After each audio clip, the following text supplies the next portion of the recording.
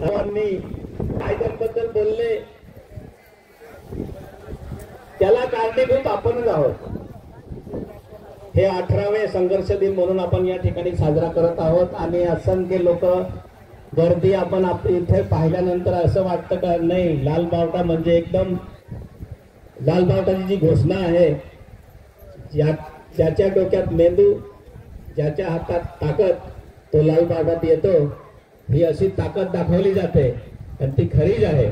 परंतु आपण कुठेतरी चुकतो म्हणून सरकार आपल्याबद्दल कायदे करतात। कार्यकर्त्यांवर हल्ले का होतात?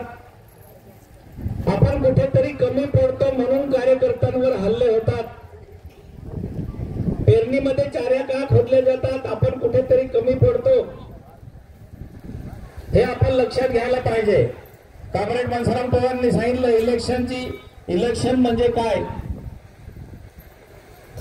या ठिकाणी एकच सांगू इच्छितो मी, मागे कलेक्टरची बैठक झाली 8/5/2025 ला। त्याच्यात कलेक्टरने उडवाउडवी केली। त्यानंतर दिल्लीहून अंतरसिंग आर्या जो मंत्री आला आणि त्याच्या समोर मॅडमने काही गोष्टी सांगितल्या तर आम्ही यांच्याबद्दल कसं ऍक्शन घेतो हे का घेतले जातात त्यालाही कारणीभूत आपणच आहोत। मैडम बोलिया कि हमारे नंदुरबार डिस्ट्रिक्ट में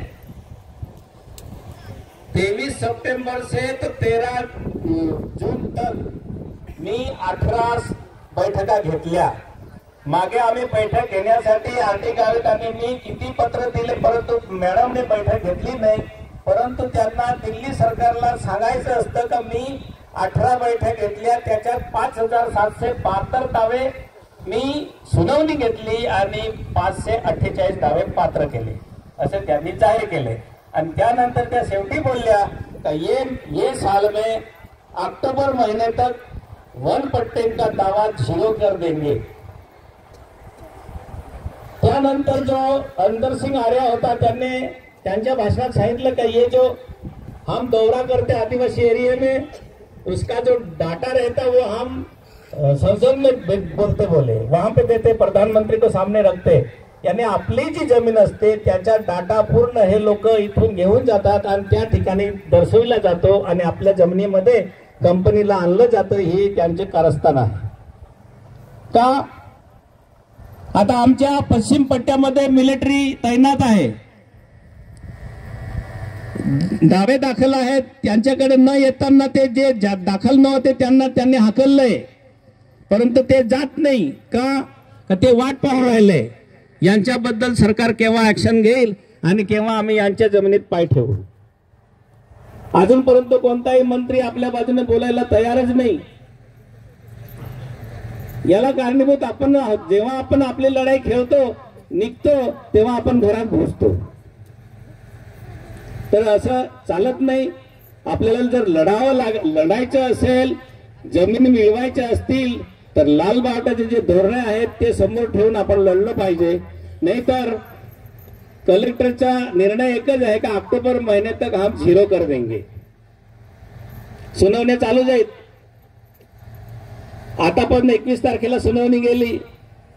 आयुक्तवाले येतात, आयुक्ताची सुनावणी होते। त्या दिवशी मी पण कोर्टाची तारीख असताना मी मध्ये घुसलो आणि त्यांनी नाशिकची जी आयुक्तांची मंडळी होती त्यांनी तिथे सुनावणी घेताना मी पाहिलं ते वन हक्क दावेदाराची सही घेतात, रजिस्टरवर लिहिलं जातं, त्यानंतर ती फाईल घेऊन त्यांच्या समोर जावं लागतं। तिथे विचारलं जातं तुमच्याकडे पुरावे काय आहेत का? नाही सांगितलं की जा घरी। एका कलाकमध्ये त्यांनी 700-800 दावे सुनावणी करून घेतली होती। 9:30ला चालू झालं, 11 वाजता बंद केली त्यांनी।